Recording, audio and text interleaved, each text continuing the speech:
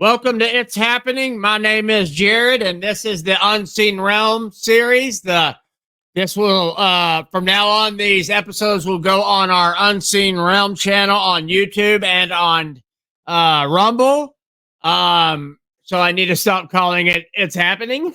By the way, my mom is going to be our special guest today, and we are going to be going through chapter 4, or we may not even be able to finish the whole chapter 4 of the Unseen Realm. And remember, guys, this book has helped me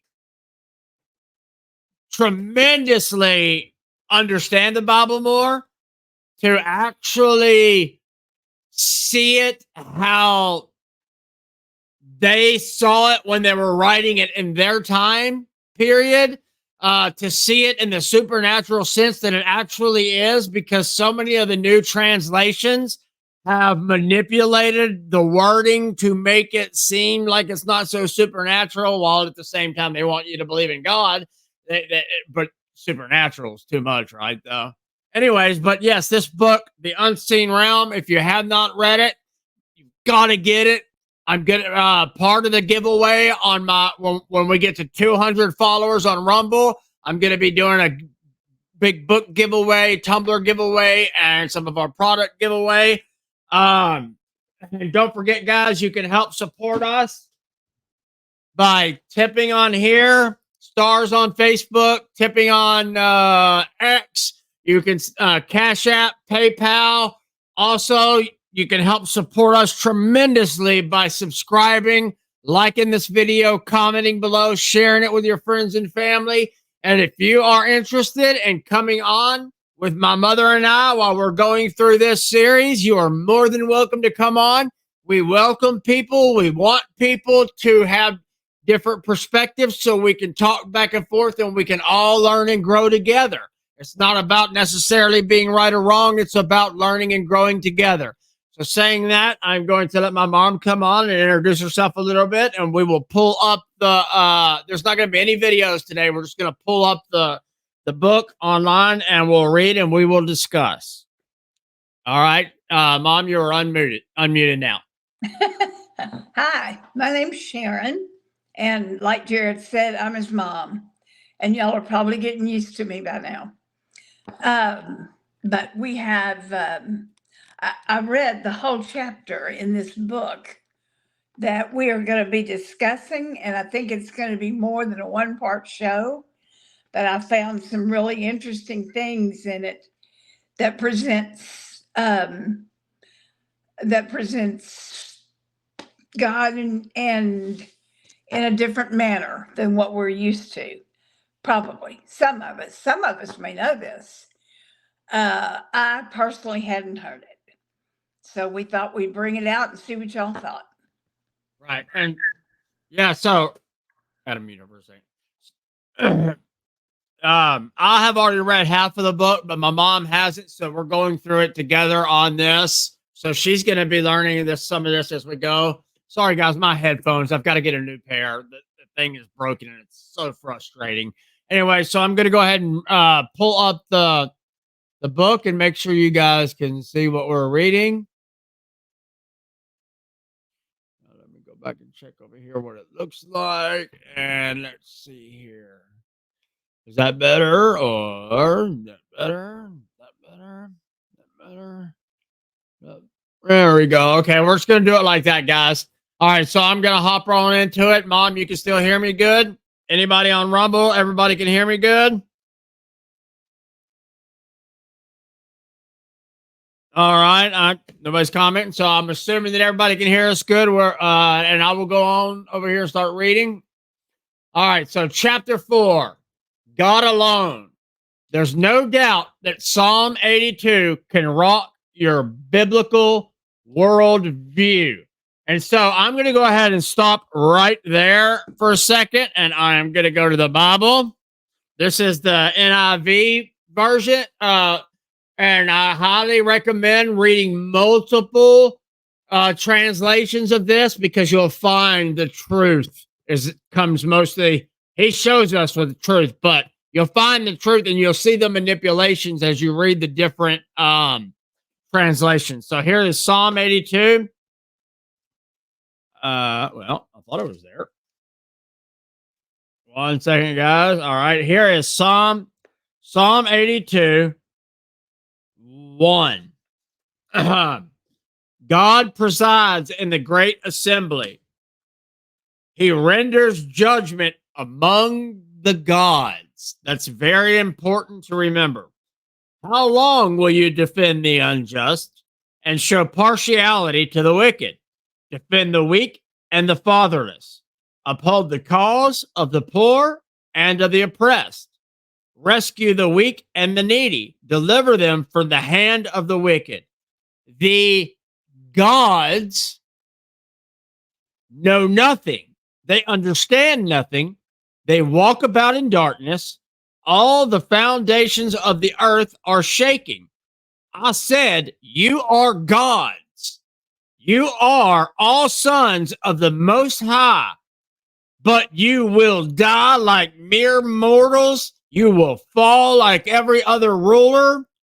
Rise up, O God, judge the earth for all the nations of your inheritance. So that's going into Psalms 82. So now I'm going to go ahead and read a little bit on here, and then me and Mom will discuss. Divine beings are not human.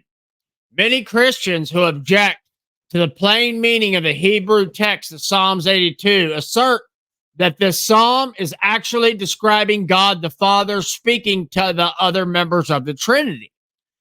This view results in heresy. I'm confident you can see why. The psalm has God judging the other Elohim for corruption.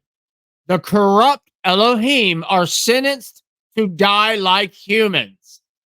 These observations alone should make any Christian who cares about the doctrine of God abandon this idea. It has other flaws. The end of the psalm makes it evident that the Elohim being chastised were giving some sort of authority over the rules, over the nations of the earth, a task at which they had failed. That doesn't fit the Trinity.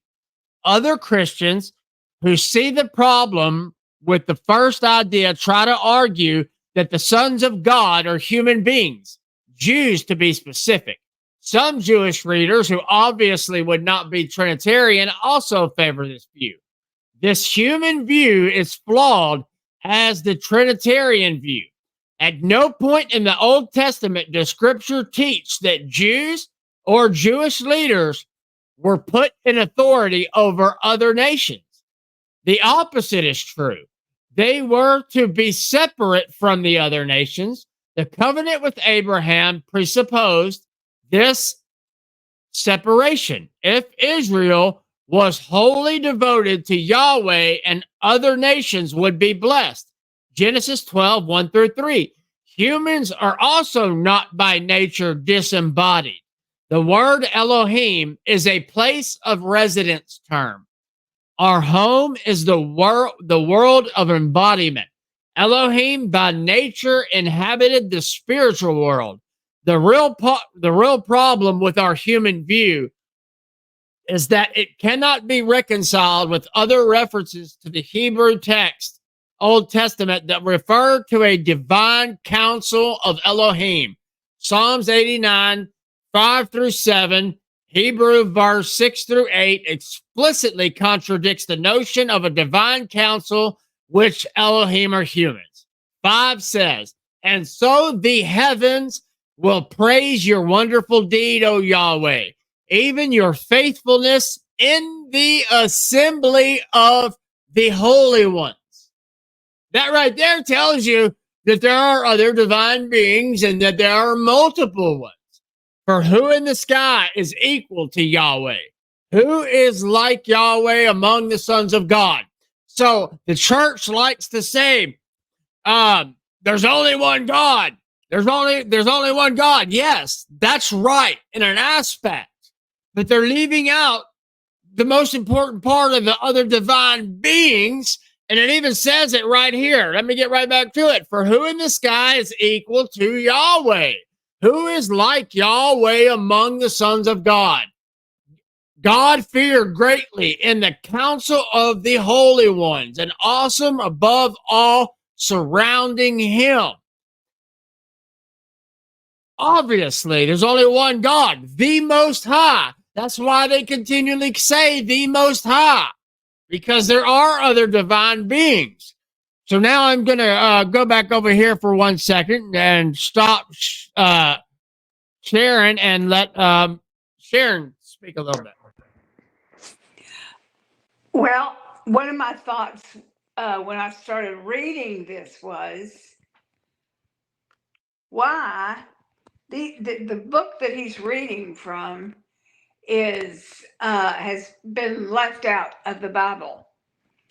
And it makes me wonder when I read these things. Hold on. What's she saying? The book we're reading from is not left out of the Bible. It actually references and is wrote from the Bible and from the other text of the Bible. But it is not left. This is not a biblical book. It is a Christian author who wrote this to get people to understand how to view the Bible and how to actually see the Bible. So this wasn't left out of the Bible. She's not. I just wanted to make that clear. I think what she meant was the terms specifically were manipulated in the Bible, right? Yes, I think that the terms are different. And so at this point, or at any point in between then and now, the terms could have been changed. That the Bibles have been rewritten. And so it's very confusing as to what the terms might have meant. It was very bothersome to me. I had never heard that there were any other gods, or that God was the God above all gods. I just thought there was God, and I thought there was the Trinity, and that was it. Except that I knew that there were some angels that became a big problem. Right, and those are the divine beings. Those are there are more, right? So the divine council. As we get deeper into the book, she's actually getting a little bit ahead, and I don't want to speak on some of that, but she's right. The fact is they manipulated out of the fact that God has a divine council. That God has, not that He needs that stuff, but He does, because they gave us free will, right? So God has a divine council. God created these divine beings that were there helping him measure the earth at creation.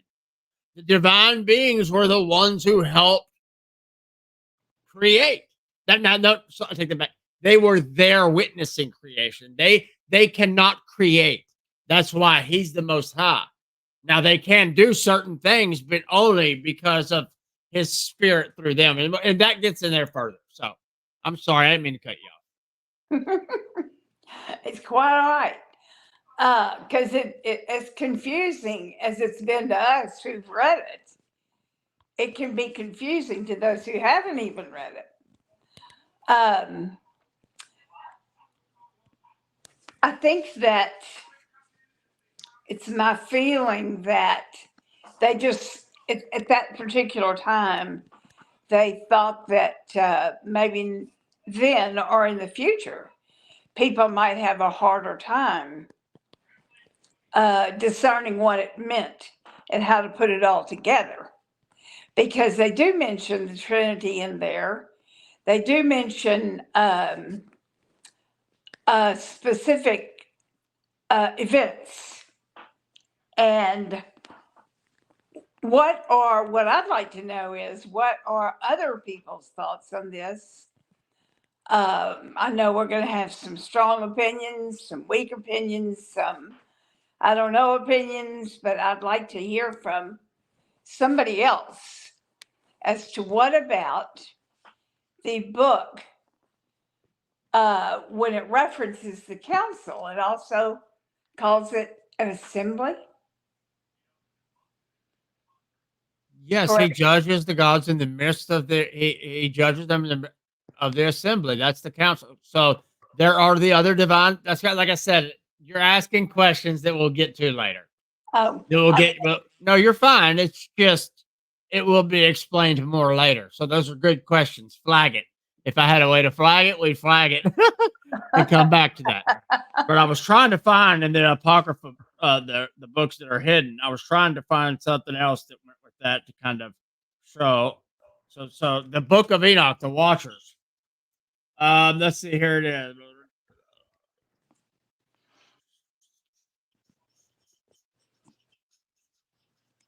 This is. We need to use this for the when we get to more to the flat Earth. Okay, then I guess my question is, let's put it at this point. From what you know that you've heard from us so far, does anybody have something to say about what we've read? And we'll take it a step at a time. Yeah, if y'all have any questions, let us know, and I'm sure we'll get back to that as we grow the live chat. We'll get more questions coming. What I can say is, let me go back to chapter 3 since she keeps talking about that, and let me show you something.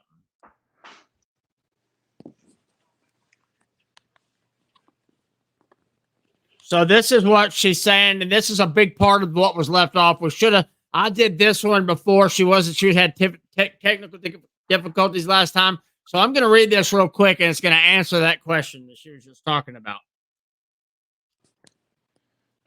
Children often ask, "What was there before God made the world?" The answer most adults would give is that God was there. That's true, but incomplete. God had company, and I'm not talking about the members of the Trinity. When God laid the foundations of the earth, the sons of God were there, shouting for joy. But who are the sons of God? They aren't humans. This is before the creation of the world. We might think of them as angels, but that wouldn't be quite correct either. The unseen world has a hierarchy, something reflected in such terms as archangel versus angel. The hierarchy is sometimes difficult for us to discern in the Old Testament, since we aren't accustomed to viewing the unseen world in the way they did, and we aren't accustomed to viewing the unseen world like a dynastic household or like an Israelite would have in that time. The sons of God are divine. They are not human. God witnessed creation long before they were people. The sons of God is a phrase, Elohim, B'nai Elohim. God, the sons of God are referred to as morning stars. Stars were living entities. They were in the heavens. And here it is. God Elohim stands in the divine assemblies. He administers judgment in the midst of the gods. You no doubt noticed that, as I pointed out in chapter 1, the word Elohim. I don't need to read that. But see, you see what I mean? Now that we've gone back a little bit, and here he says it again. I have said you are gods and sons of the Most High. And then we're back to where we are now. So yeah, obviously there are multiple layers to divine beings.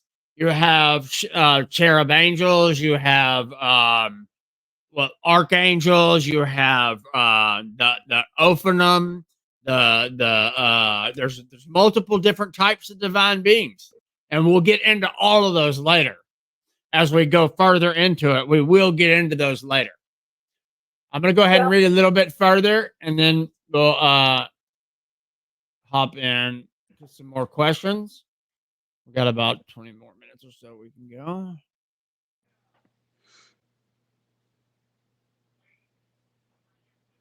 All right. Can you see that, Mom?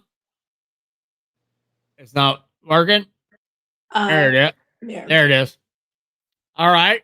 All right. Okay. So the heavens will praise your wonderful deed, O Yahweh, even your faithfulness in the assembly of the holy ones. For who in the sky is equal to Yahweh? God feared greatly in the council of the holy ones and awesome above all surrounding him. God's divine council is an assembly in the heavens, not on earth. The language is unmistakable. This is precisely what we'd expect if we understand the Elohim to be divine beings. It is utter nonsense if we think of them as humans. There's no reference in scripture to council of human beings serving Yahweh in the skies, Jews or otherwise. What Psalms 82 and 89 describe is completely consistent with what we saw earlier in Job 38:7, a group of heavenly sons of God. It also accords perfectly with other references to the sons of God. The sons of God came to present themselves before Yahweh. Ascribe to Yahweh, O sons of God. Ascribe to Yahweh glory and strength. Ascribe to Yahweh the glory due to his name. Do these references describe a group of Jewish leaders, among whom, in the passage of Job, Yahweh's great adversary appears, leading to Job's suffering? The conclusion is obvious. Many scholars believe that Psalms 82 and other passages demonstrate that the religion of ancient Israel began as a polytheistic system and then evolved into a monotheism. I reject that idea, along with any other explanations that seek to hide the plain reading of the text. In all such cases, the thinking is misguided. The problem is rooted in a mistaken notion of what exactly the word Elohim means. Since Elohim is so often translated God, we look at the Hebrew word the same way we would look at capitalized God. When we see the word God, we instinctively think of a divine being with a unique set of attributes: omnipresence, omnipotence, sovereignty, and so on. But this is not how a biblical writer thought about that term. Biblical authors did not assign specific set of attributes to the word Elohim. It is evident when we observe how they use the word. Yahweh, the God of Israel, thousands of times in Genesis and Deuteronomy, the members of Yahweh's council in Psalms 82, gods and goddesses of other nations, demons, the deceased Samuel, angels, and the angel of Yahweh. The importance of the list can be summarized with one question: would any Israelite, especially a biblical writer, really believe that the deceased human dead and demons are on the same level as Yahweh? I think not. The usage of the term Elohim by biblical writers tells us very clearly that the term is not about a set of attributes. Even though we see the capital G God, we think of a unique set of attributes. When a biblical writer wrote Elohim, he wasn't thinking that way. If he were, he never had used the term Elohim to describe anything but Yahweh. Consequently, there's no warrant for concluding that plural Elohim produces a pantheon of interchangeable deities. This is no basis for concluding that the biblical writers would have viewed Yahweh as no better than any other God, Elohim. A biblical writer would not have presumed that Yahweh could be defeated or any given day by any other Elohim, or that another Elohim had the same set of attributes. That is polytheistic thinking. It is not the biblical picture. We can be confident of this conclusion once again observing the biblical writers say about Yahweh and never say about the other Elohim. Just listen to this. Who is like you among the gods? Elohim in Hebrew. Yahweh, Exodus 15:11. What God is there in the heaven or on earth That is very important. What God is there in the heaven or on earth? Think about that for a minute. Who can do according to your works and according to your mighty deeds? O Yahweh, God of Israel, there is no God like you in the heavens above or on the earth beneath. Oh, I love that. And we'll get into that more and more in the flat earth. For you, O Yahweh, are the most high over all the earth. You are highly exalted above all gods. Yahweh is all powerful, the sovereign king over all the other Elohim, and the lone Elohim who deserves worship over all other Elohim.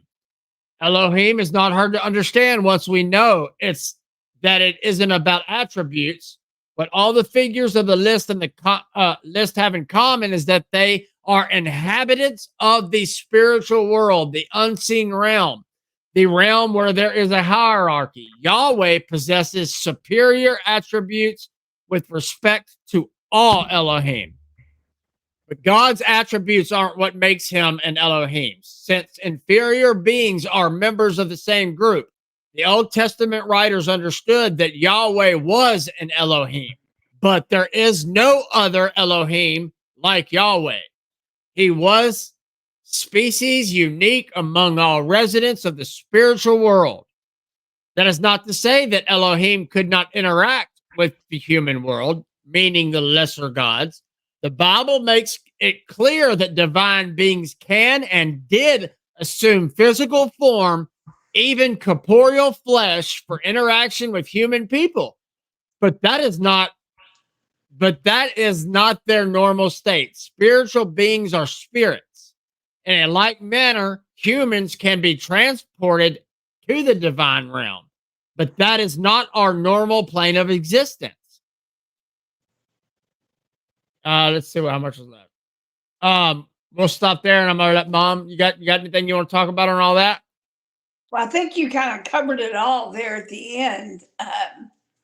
As much as I was trying to get ahead of myself, I think you kind of filled in the details.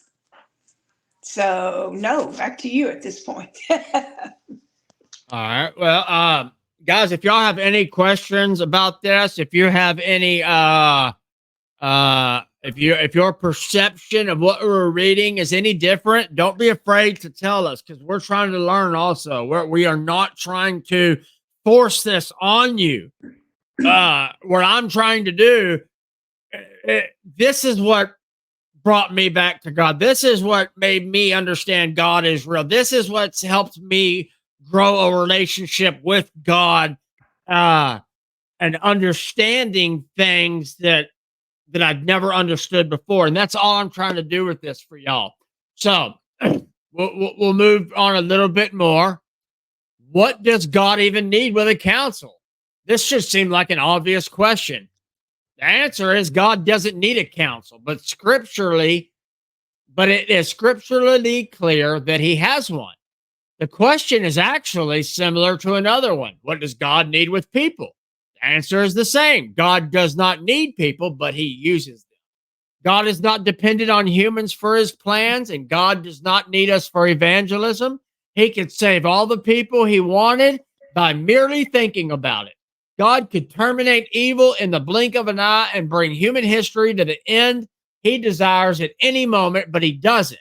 Instead, he works his plan for all things on earth by using human beings. He's not an incomplete. He also not incomplete without our worship, but he deserves it. I'm not saying that the question of whether God needs a council is pointless. I'm saying that it's no argument against the existence of the divine council. Those who want to avoid the clarity of Psalms 82 argue that gods are only idols.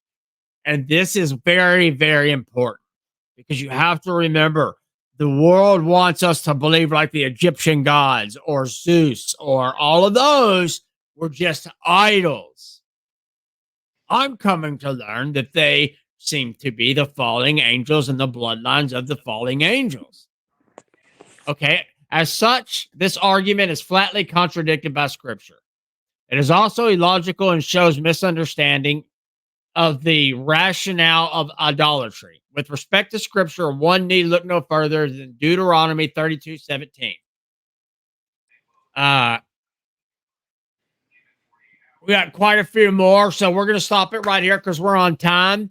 I will save this page on where we are at. Let's see here.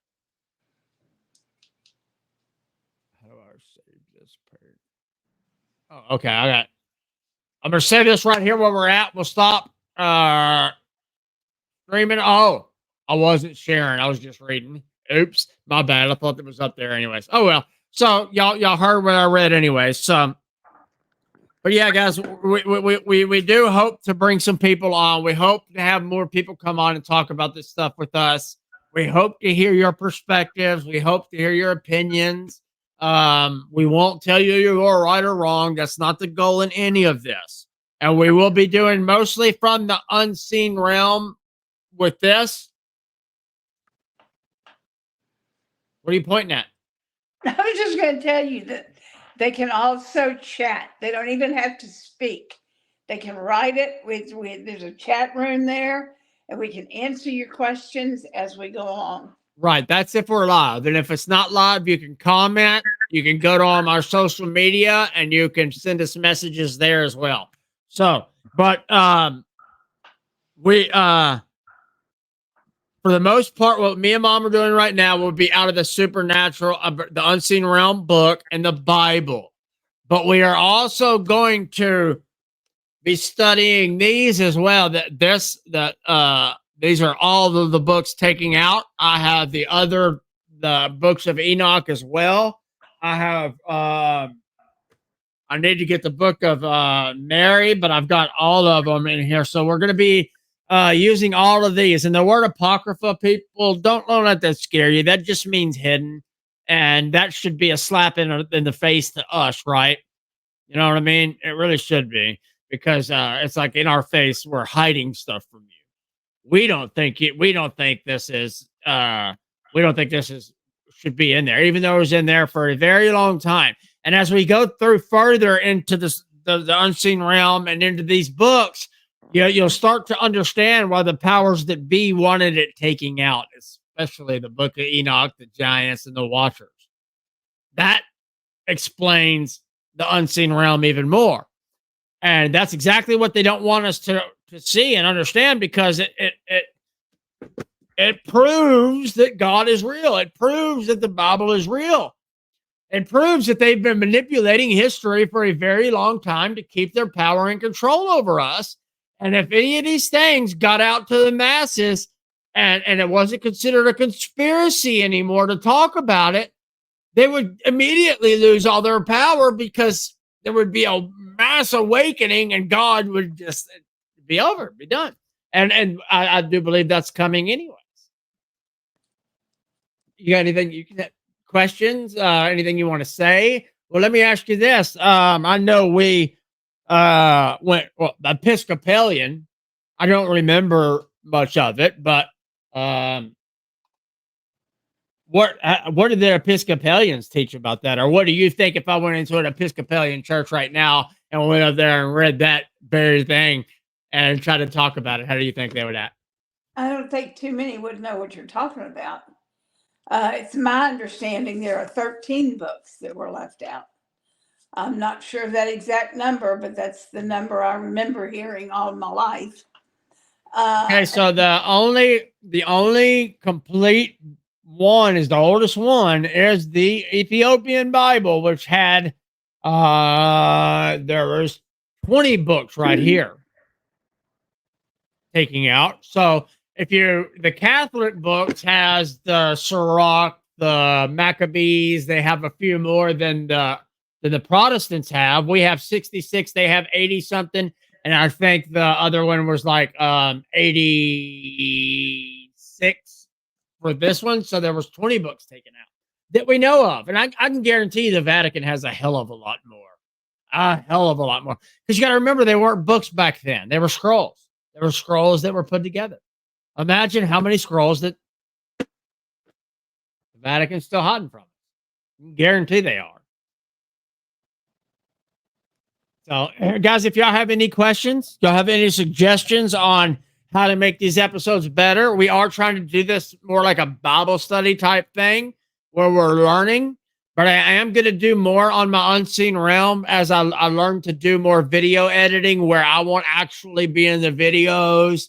I will be voiceover, but it'll be cool because I'll be to the video edit. It's a surprise I'm working on for all y'all. So we are really trying to bring y'all some professional videos with politics, faith, with my entrepreneur stuff. Our goal is to really try and help people here. So please comment on this video, like, subscribe on our Rumble, our YouTube. It's free. You can help us through tips. You can help us through Cash App, PayPal, which the links will be below. You can help us by buying our products. You can help us by joining our platforms and letting us help you learn how to earn more money. The whole goal with all of this is not for me to be on here begging for money. It is for me to be earning money and to teach you how to earn more money as well. I truly appreciate all the support we've gotten so far. And don't forget, folks, it is happening, especially if a Democrat tells you it's not. You want to say anything, Mom? Have a good weekend. I mean, we will get better at this as we go. And please be patient with us. We don't have much right now. So we're doing the best we can. I'm not really good with tech, so I'm learning as we go. But it's not going to stop me, and we are going to do this. Again, guys, please share this with your friends and family. And if anybody wants to come on and talk with us about this, let's do it. Y'all guys have a wonderful day. Mom, stay on.